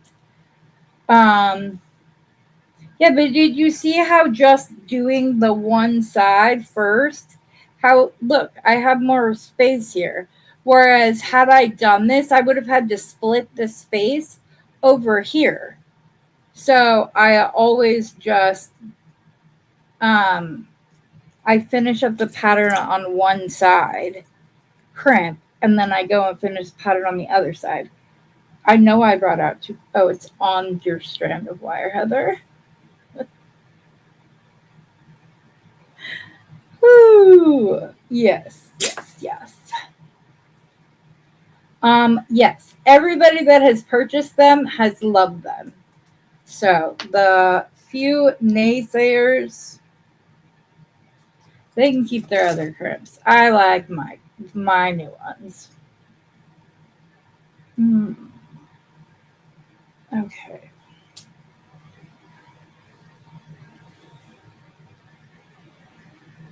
You do it that way too? Yeah.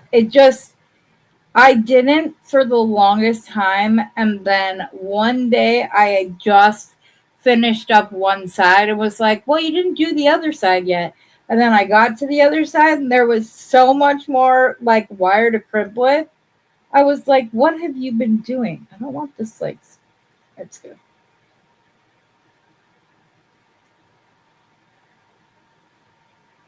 There we go. And I can show you how I did those hoop earrings. They were very simple with these new pliers because the nose on them is more slender. So there's more surface area. There's not as much surface area. So I was able to get in really well. And then because you only have to do 2 crimps, well, I'll just show you because it's easier to show than to explain. So I'm going to put leather on this in just a second. I'll show you what I mean. So these are the earrings I'm referring to. And then I just made this loop using soft flex. And I did it with very little wire. Like, I was kind of proud of myself because the second one came up like really easy. So I was happy with that. Okay. Let's see here. So it's not a scrap. This is, well, it is, but it already has a clasp on it. So it's not a scrap. Okay. So I just put, I want to use these in hoop earrings anyway, so we'll just open this up now. And I'll design this, and then I'll go back to the other one. Okay, so we have that Kambaba. Then we have, I want to do the English cut with this as well. Maybe I use these black herringbone and earrings too, and I can end up with the his and hers.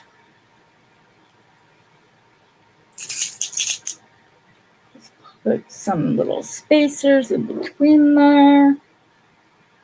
What do I want to use?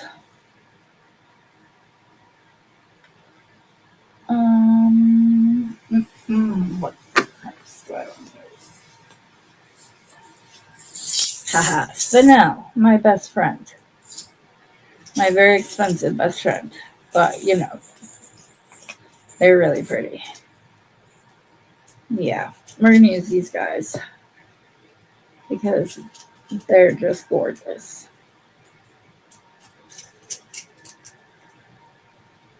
Yeah, like if you guys need to stock up on your spinel or herring or hematite spacers or any of that, let me know before the sale. But like, I don't want to be rude, but please be prepared to actually pay for them. Buy them and pay for them. I can tell you how much they are ahead of time. That's fine. I just don't want to go buy stuff that then people aren't going to turn around and purchase, because that's why I stopped doing the sales as much. Plus, I have fun personal shopping for you guys. So, let's see here. Kambaba, another spinel. These are the strangest. Like, they're really cool facets, but I don't know that I want the hematite though. I might just do. No, actually, I do like that. Okay. And then end up with an English cut. Go to the other side.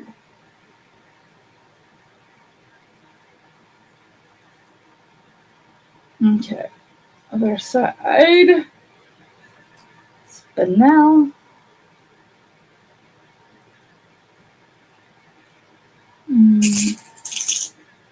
English cut Kambaba.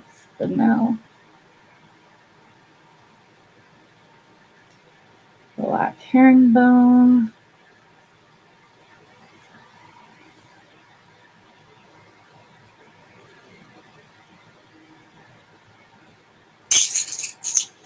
Okay. So, what print do I want to use? I'm going to do one more spinel up top. And then I'm probably going to use gunmetal.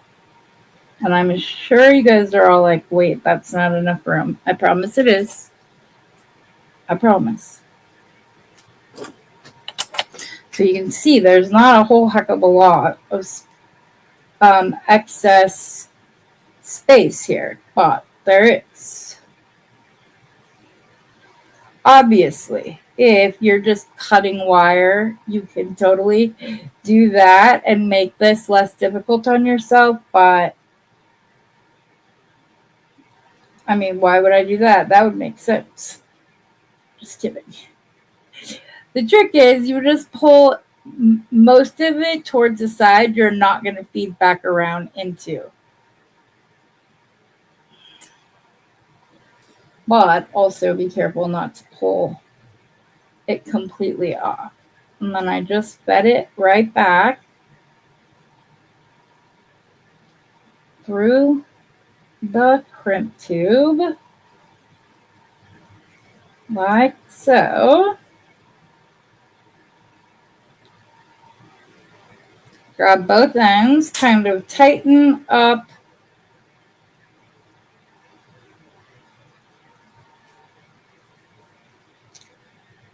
Okay. Not quite that tight. Come on. Okay. So we have our little loop right there. There's not much room for it to hang down. So it does sit a little up top. But then you take your magical crimpers and center that crimp.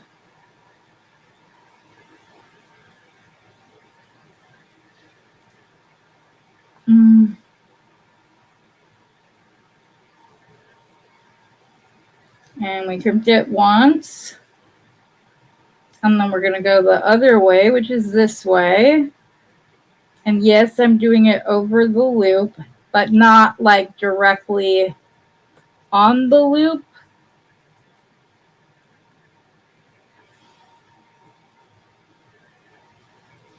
You can just kind of twist it.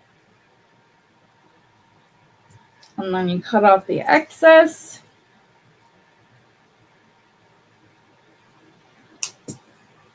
And then once this excess beading wire is off, you cut it and you lift it up and you've got a little loop in the center.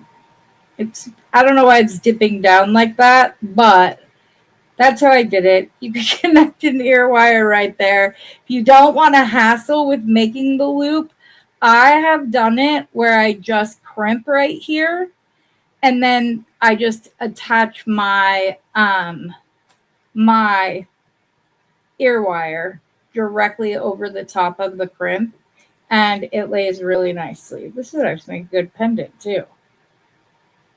But that's how I did that. Let's see. Use some scrap leather. Let's measure how long this is. We can finish up Steve's necklace. He'll be excited when he sees it in the morning.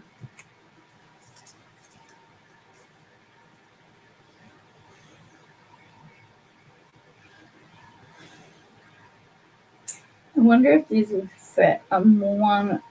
Do you know where your 1.5 millimeters are? Or do you just know where your 2 millimeter? I think I only know where my 2 millimeter is. So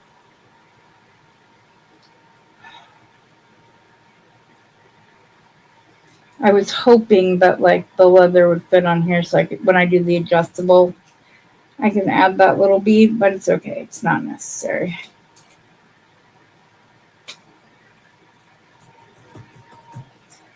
I have to flatten those all the way down, otherwise it won't close right. Okay, then I'm just going to put my leather through here if I didn't make my loop too small which I just might have. There was the fluoride I was looking for.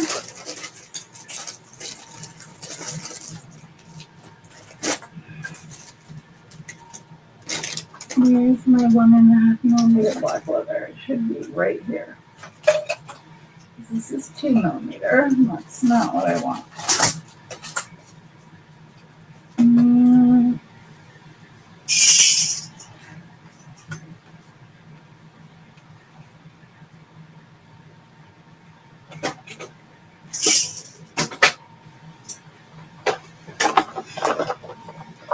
Scrapping.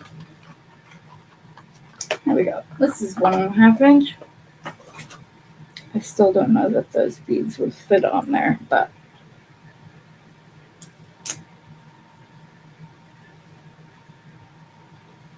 just as a completely random tip, guys, if you use these on your granddaughters, your daughters, whatever hair, if you take some lemon essential oil and put it snaps right open and like dissolves away. My daughter was so excited to show me if you figured that out. I will probably weight this necklace just to get any kinks out, but I mean, you saw how tight that was all wrapped up, but this just is a testament to the quality of Leather Cord USA, their stuff. So, how do I want to crimp this on? I will probably just do a barrel knot because I like the way they look. So, we will just go through right here till we have enough leather.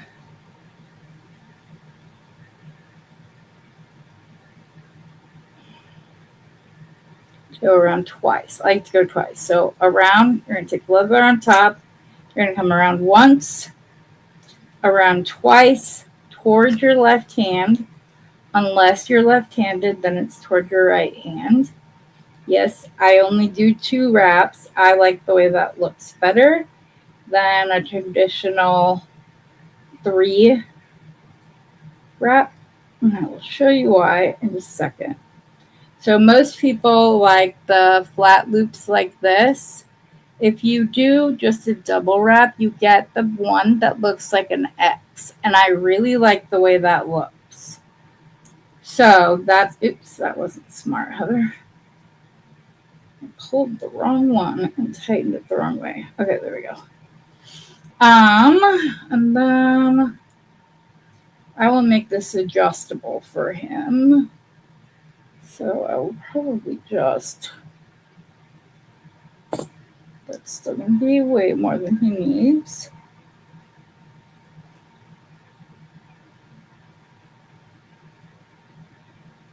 I'd rather be safe than sorry. So I'm going to do the barrel knot over here. And then I will cut the leather in the middle and then make it adjustable.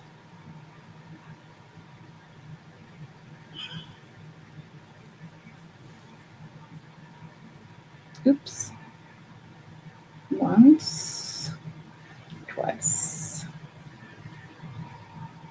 If you find that your leather that you need to go in the tube is not very long, you can just roll it and push the tube down at the same time, and you'll get a piece of leather that's long enough to pull on.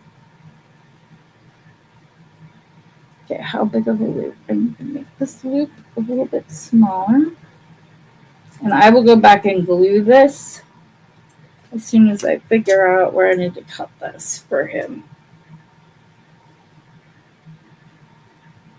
And like I said, this is entirely too much leather, but well, no, I guess it's not crazy amount. No, we're good. Okay, so to make this adjustable, you can do it a multitude of ways. You can use a slider bead like this. Like so, which is probably what I'm going to use. Or you could use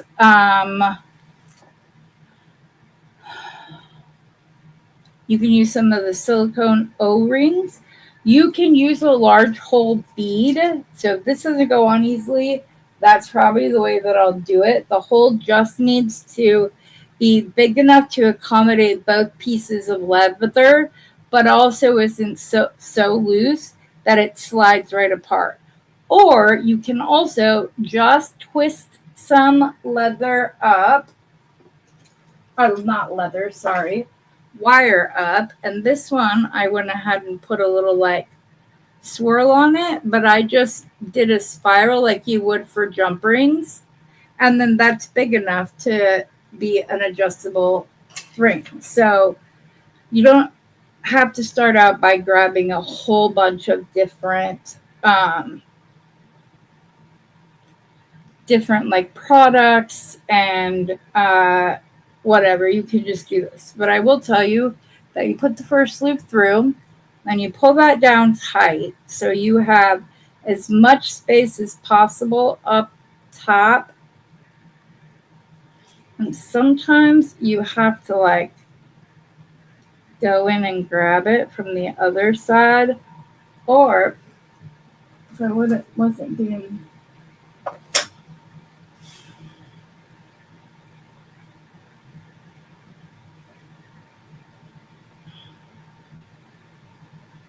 I'm trying to figure out, oh, there it was. How I want to do this. I think I'll cut the other piece of leather more at an angle so that it has something to go through. Like it starts out smaller, so I'm going to cut this at like a severe angle, like so.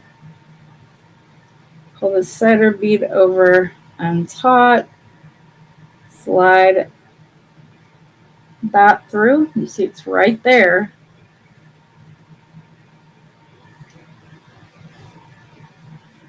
There we go. And it's on. And then you just have to decide how long you want it, if you want to cut off excess or if you want to like put beads on here. I have some black agate large hole beads that I'm probably going to put on the end.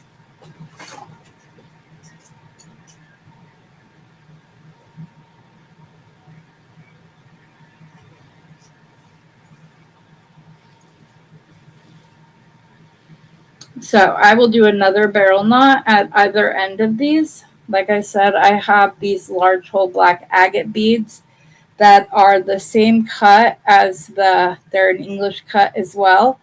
But I think that gives a little bit of variation. I could have done the entire necklace with English cut beads, but I like the variation of the shape in between. But I'm going to put that on, and then I'm just going to do another double wrap barrel knot around once, around twice, through the back of the tube, pull it out, and then you can decide how close or how long you want your knot to be towards the end, how much of it you want, like how much of a tail you want at the end of either side. All of that is completely customizable. I will cut that a little bit shorter because I did cut it so severe to get it through the slider. But I've seen people who just take the little silicone O beads that I have and like crimp covers and make their own like that. But I was not paying attention when I did this knot. I might still be okay. Let's see here. Yep, I am.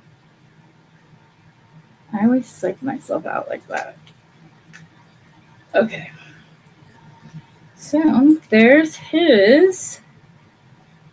I will probably do a hers version of this, and the only thing I will probably change is I will likely use my spinel as the spacer here, and or use like more coin beads up top. That way they go with my little earrings. That will be good. But I'm going to cut these, and then there's a variety of ways. If you don't like the end, the natural color, the leather coming through at the end, you can use a Sharpie. I like to use a thread burner because one of the first times I made my son a bracelet, he wore it to school, it rained, and it got Sharpie on his wrist, and he didn't like it. So I have the rechargeable thread one, and you don't want to burn it or make it crispy, so you just want to do a couple of little taps at the very end, and then they're black rather than the natural leather looking through. And like I said, we want to tan it, not give it a sunburn. And I will do this down here once I glue these, and we're good to go. So there's that men's necklace or women's. I see a lot of my designs as interchangeable. Like I would absolutely wear this necklace. So I don't know. But I like it. I think it's very nice. I hope that you guys liked hanging out with me for a couple of hours. For those of us that are just up beading anyways.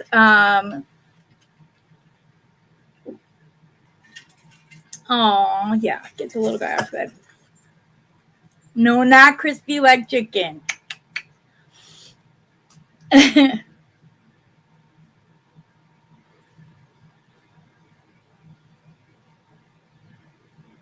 Okay. Yeah, I'm very happy with the way Boo's. He's going to be very happy when I give it to him tomorrow. He's gonna. You didn't have to. But yeah, I really like the way that came out. See, it was just fine on my neck, so I'd wear it too. But hope that you guys all have a wonderful rest of your night. I will see you tomorrow night for Beading with Besties.